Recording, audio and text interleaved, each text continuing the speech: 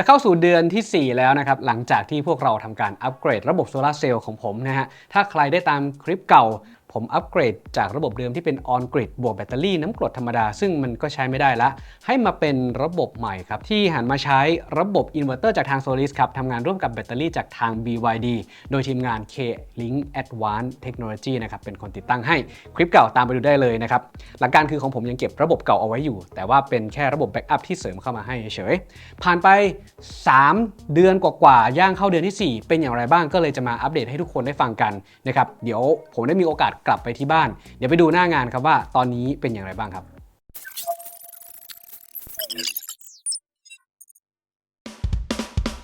ตอนนี้ก็ประมาณบ่าย3กว่าๆแล้วแบตเตอรี่เขาชาร์จเต็มแล้วช่วงนี้ที่บ้านไม่ค่อยได้ใช้นะเพราะว่าตอนกลางวันเองไม่ค่อยได้เปิดแอร์ตอนกลางคืนไม่ค่อยได้เปิดแอร์ด้วยนะแบตก็เลยเหลือด้วยนะครับแล้วก็ชาร์จเต็มเรียบร้อยแล้วก็เครื่องใช้ไฟฟ้าเปิดไม่ค่อยเยอะสักเท่าไหร่นะครับ3-4 เดือนแล้วเดี๋ยวผมพาดูกราฟแต่ว่าตอนนี้คือเท่าที่ดูนะเรื่องของระบบการแจ้งเตือน3 เดือน 4 เดือนที่ผ่านมามีแค่ไม่เกิน 2-3 ครั้งที่แจ้งเตือนนะครับแต่ว่าไม่ได้แบบที่จะหนักนะฮะส่วนที่เป็นหนักๆเลยก็จะมีแค่ครั้งเดียวครับที่เคยเจอคือแบตเตอรี่ใช้งานจนหมดเพราะว่าไฟฟ้าดับเป็นระยะเวลายาวนานแล้วก็ใช้งานดึงไฟจากแบตเตอรี่ออกมาให้หมดนะครับแต่หลังจากนั้นก็ไม่ค่อยเจอปัญหาอะไรอีกเลยค่อนข้างที่จะนิ่งเลยทีเดียวนี่คือตัวแบตเตอรี่ที่ขึ้นสถานะว่ากำลังชาร์จนะครับซึ่งผมตั้งค่าการจ่ายไฟหลักคือตอนกลางวันนี้ไม่ค่อยให้จ่ายไฟเท่าไหร่นะฮะเพราะว่าจะเก็บเอาไว้ให้เน้นใช้ไฟจากตัวโซลาร์เซลล์เป็นหลักนะครับแล้วก็จะมาปล่อยไฟทีตอนช่วงประมาณหลัง6 โมงเย็นเป็นต้นไปนะฮะเพื่อที่จะเน้นให้แบตเตอรี่เอามาใช้งานในช่วงออฟพีคนะครับนี่ก็คืออินเวอร์เตอร์ตัวเดิมที่ใช้งานร่วมกันนะฮะเอา Solid เป็นอินเวอร์เตอร์ตัวหลักแล้วก็อินเวอร์เตอร์ตัวเก่าเนี่ยก็ให้ต่อไฟนะครับให้เข้ามาที่อินเวอร์เตอร์ตัวนี้นะครับตอนนี้ผมมีอินเวอร์เตอร์2ตัวนะครับ6 กิโลวัตต์กับ5 กิโลวัตต์จริงๆตอนนี้แผงยังไม่เต็มเดี๋ยวอาจจะต้องซื้อแผงเพิ่มเติมนะฮะอันนี้ก็เดี๋ยวค่อยมาเพิ่มกันทีหลังนะครับแบตเตอรี่10 กิโลวัตต์จาก BYD ตัวนี้อ่ะเดี๋ยวไปดูกราฟกันครับสรุปเลยนะครับหลังจากที่ได้ใช้งานมาประมาณ4 เดือนเอาง่ายๆว่าปัญหาไม่ค่อยเจอเลยหลังจากที่ติดตั้งตัวระบบซิสเต็มใหม่เข้าไปเพราะปกติเนี่ยถ้าหากว่าเป็นระบบเก่าถ้ามีฝนตกฟ้าร้องหน่อยหรือว่าพวกแรงดันของจากการไฟฟ้ามันตกมันจะมีการแจ้งเตือนจากทางอินเวอร์เตอร์ค่อนข้างบ่อยแต่รอบนี้ครับไม่ค่อยมีปัญหาเลยนะครับถ้าหากว่ามีการแจ้งเตือนขึ้นมามันก็จะมีแบบแค่เขาเรียกเป็น soft warning นะไม่ได้แบบว่าอันตรายหรือว่ามีปัญหาเยอะ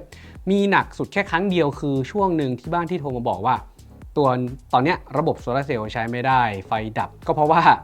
ช่วงนั้นไฟการไฟฟ้าดับค่อนข้างที่จะนานครับน่าจะเป็นช่วงหน้าฝนแล้วก็น่าจะมีรถชนเสาไฟฟ้าอะไรประมาณนี้แหละช่วงนั้นเป็นช่วงหน้าฝนด้วยแบตกักเก็บเอาไว้ไม่พอแล้วก็ใช้แบตมันหมดระบบก็เลยดาวลงไปนะฮะแล้วก็หลังจากนั้นมาก็กลับมาเป็นปกติแล้วก็ใช้งานกันอย่างต่อเนื่องเลยคราวนี้มาดูผลที่มันเกิดขึ้นว่าเป็นอย่างไรบ้างแน่นอนว่าหลายๆคนจะสงสัยว่าผ่านไป3 เดือน 4 เดือนเราได้เรื่องของการสร้างพลังงานเนี่ยคนจะมองเลยว่าลดค่าใช้จ่ายจริงๆหรือเปล่าอันนี้คือเป็นเบสิกพื้นฐานที่หลายๆคนถามแหละผมทำคลิปไว้ค่อนข้างเยอะแล้วนะครับก็บางคนอาจจะมองว่าการคุ้มทุนมันอยู่ตรงไหนนะฮะอย่างที่บอกตอนที่ผมติดตั้งตัวโซลาร์เซลล์การคุ้มทุนของเรามันไม่ได้มองแค่ว่าเรื่องของการที่เราจะประหยัดไฟได้สักกี่บาทนะครับ5 กิโลวัตต์ที่คุณติดตั้งอย่างมากเดือนหนึ่งไม่เกิน 3,000 ครับแล้วก็สิ่งที่คุณจะได้กลับมาตอนนั้นที่ผมเลิกติดตั้งเพราะว่าที่บ้านของผมเขาใช้ตัวพวกระบบสำรองข้อมูลเนาะพวก NAS อะไรเงี้ยเพราะว่าตอนนั้นผมยังไม่ได้ย้ายออฟฟิศมาที่เชียงใหม่นะเราก็เลยเลือกติดตั้งตัวแบตเตอรี่สำรองเข้าไปนะณตอนนั้นมันเป็นแบตกรดอยู่มันก็เลยแบบว่ายังไม่ค่อยถูกแล้วก็ความจุพลังงานมันไม่ค่อยเยอะสักเท่าไหร่นะฮะบางคนครับใช้ไฟตลอดเวลาอย่างเช่นพวกเลี้ยงปลาคราฟพวกที่จะต้องแบบเปิดแอร์ให้น้องหมาตลอดเวลาหรือว่าแบบประตูไฟฟ้าที่จะต้องมีหรือปั๊มน้ำอะไรพวกเนี้ยเขาจะเรียกว่าเป็นความมั่นคงทางพลังงานถ้าหากว่าอยากรู้เรื่องของการประหยัดนะครับว่ามันประหยัดเท่าไหร่เดี๋ยวผมโชว์กราฟนี้ให้ดูนะครับก็คือเป็นส่วนที่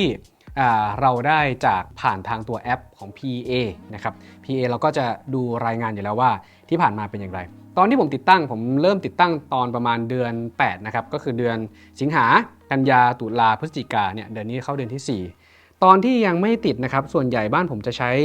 ไฟอยู่ประมาณสัก500หน่วยนะครับ400ถึง500หน่วยเกินเลยนะฮะก็เท่าที่ดูจากตรงนี้เดือน6ผมใช้526หน่วยเดือน7ผมใช้459เดือน8ผมใช้550นะครับซึ่งค่าไฟก็จะอยู่ช่วงราวๆตั้งแต่ 1,800 ไปจนถึง 2,800 นะครับมันจะมีอีกเดือนหนึ่งนะที่ผมแคปเจอร์เอาไว้จะอยู่ประมาณ 2,800 ก็หลักๆ600หน่วยราวๆนั้นนะฮะหลังจากที่ใช้งานมาแล้วเนี่ยตั้งแต่เดือน9เป็นต้นมาเลยแล้วกันครับที่เห็นผลเยอะสุดก็จะมีลดเหลือ260หน่วยนะครับ280หน่วย230หน่วยอันนี้คือล่าสุดนะครับค่าไฟจากประมาณสูงสุดที่ 2,800 ของผมตอนนี้แตะอยู่ราวๆเนี่ย3เดือนย้อนหลังอยู่ที่890 970แล้วก็เดือนล่าสุดที่เพิ่งบินออกมานะครับอยู่ที่815หน่วยอันนี้คือค่าไฟที่มันลดลงจริงๆนะครับก็จะเห็นส่วนต่างสักประมาณ 1,000 บาทกว่าๆไปจนถึง 2,000 บาทต้องบอกก่อนว่าแบตเตอรี่ที่เพิ่มเข้ามาผมติดตั้ง10กิโลวัตต์เนาะแล้วก็แผงใช้เท่าเดิมคือผมยังไม่ได้เพิ่มแผงเพราะว่าอยากจะรู้ก่อนว่าแผงที่เรามีอยู่มันเพียงพอไหมเพราะตอนนี้เรามีอินเวอร์เตอร์2ตัวเก่า5กิโลวัตต์ตัวใหม่สักประมาณ9กิโลวัตต์ที่มันสามารถรองรับได้ถ้าสรุปเลยนะตอนนี้นะฮะที่บ้านผมแผงของโซลาร์เซลล์หรือว่าแผง PV นี่ยังไม่พอผมมีแผนที่จะเพิ่มอีกให้มันเป็น10กิโลวัตต์ขึ้นไปนะครับ10ถึง12กิโลวัตต์ที่จะสามารถเติมได้นะฮะส่วนแบตเตอรี่กะว่าจะเพิ่มอีกไม่เกิน10กิโลวัตต์ก็น่าจะเกินพอสำหรับบ้านของเราเพราะว่าต้องการที่จะผลิตแล้วก็สามารถใช้ในตอนกลางคืนโดยที่ลดการนำเข้าไฟจาก PA นะฮะคราวนี้สิ่งที่อยากจะให้ดูอีกหน่อยคือตัวแอปของ Solis นะครับว่า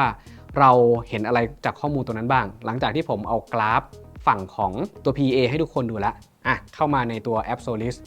แม้ว่าผมจะอยู่ที่เชียงใหม่นะครับผมจะสามารถมอนิเตอร์ได้ตลอดเวลาเลยไม่ใช่แค่ผมที่ดูได้นะที่เป็นเจ้าของไซต์เนี่ยก็จะมีทางฝั่งของผู้ติดตั้งหรือว่า installer ฮะเขาก็จะสามารถ manage ดูสถานะต่างๆของ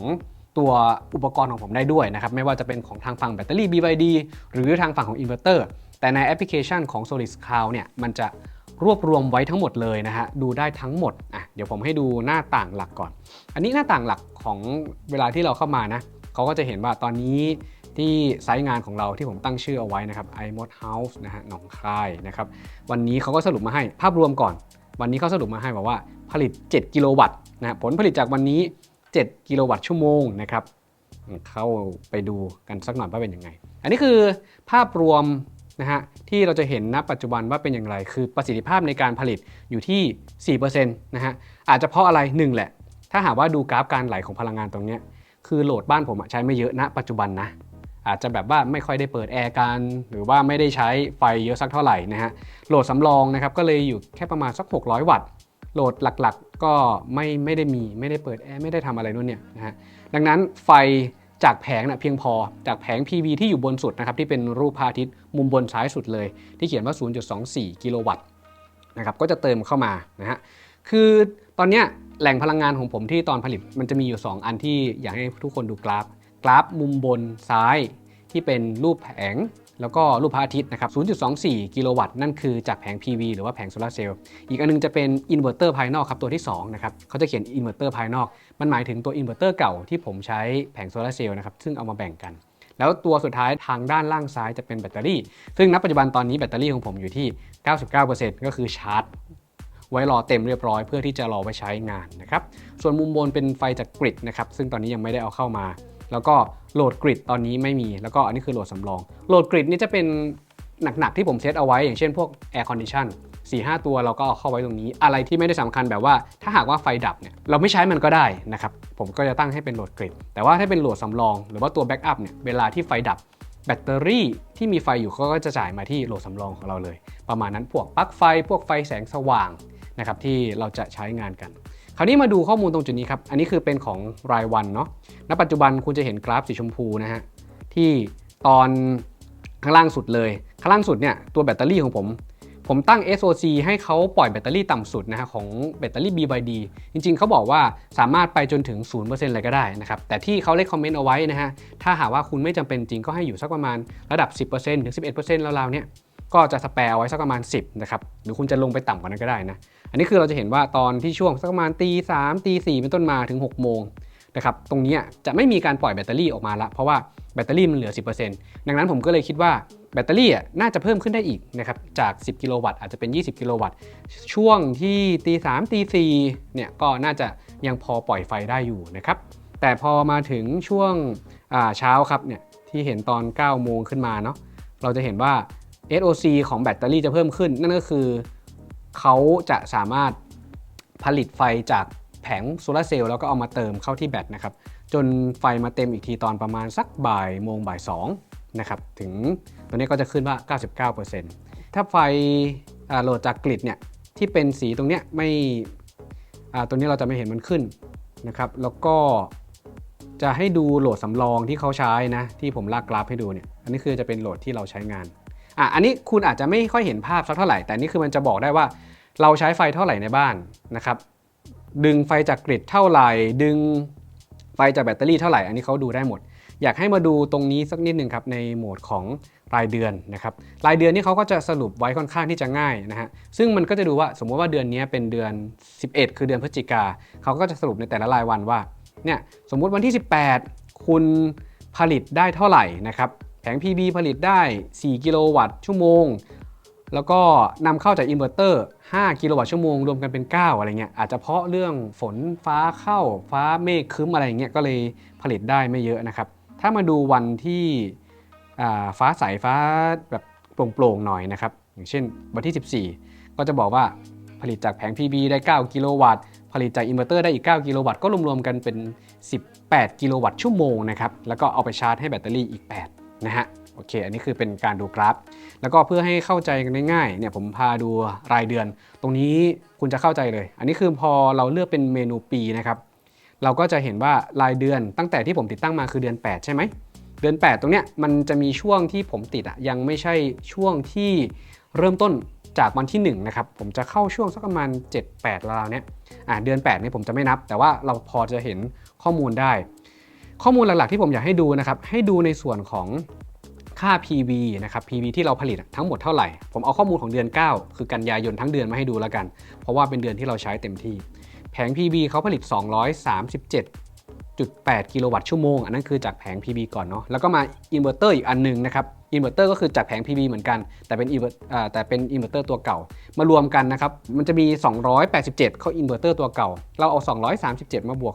280มันก็จะได้ประมาณสักเกือบ600นะครับแล้วก็โหลดที่มันใช้ไฟก็ดึงไป500กว่าแล้วชาร์จเข้าแบตเตอรี่ประมาณ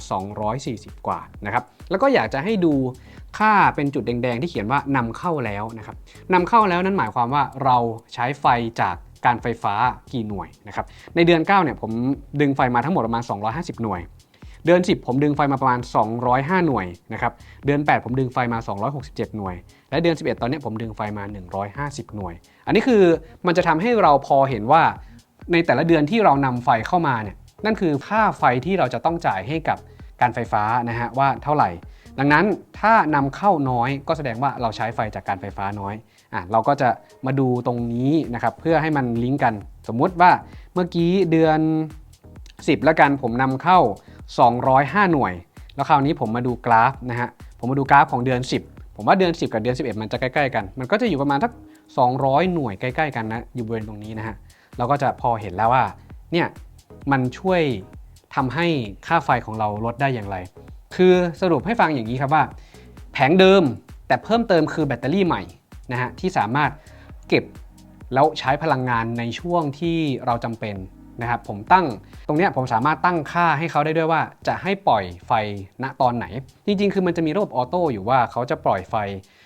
ทุกช่วงที่แบบว่าถ้าหากว่าแผงโซลาร์เซลล์ผลิตไม่เพียงพอและเราใช้ไฟเยอะแล้วเขาจะสามารถดึงแบตเตอรี่จาก